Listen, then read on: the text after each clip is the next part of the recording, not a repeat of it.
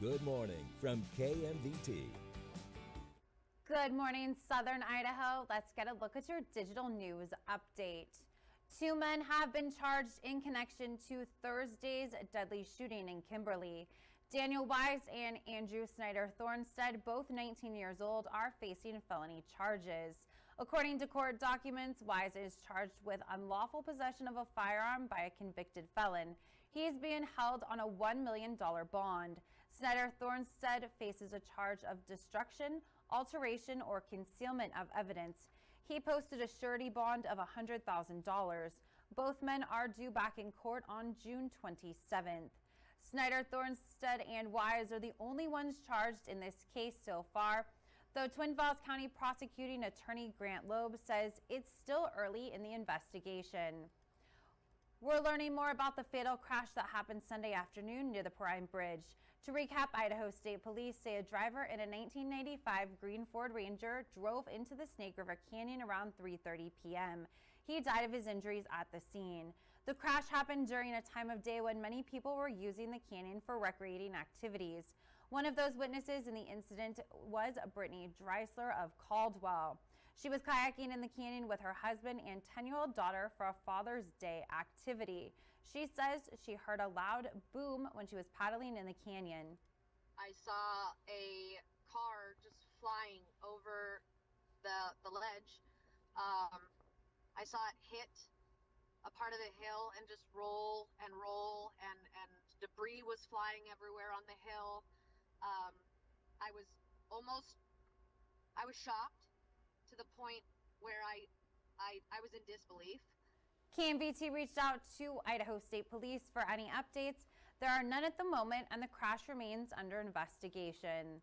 The Boise Veterans Affairs Medical Center is well equipped to help those who have served our country.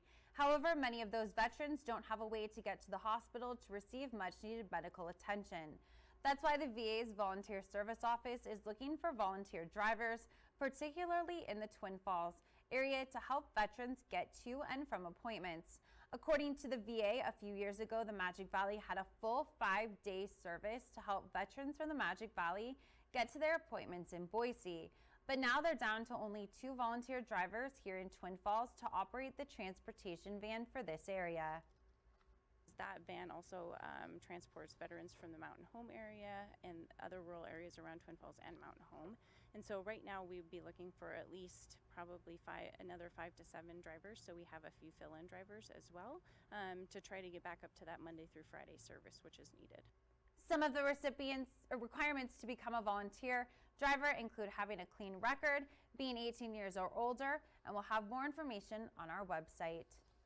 A summer meal site looks like it will reach more people in the Minidoka School District. This school district has launched a mobile summer meal program.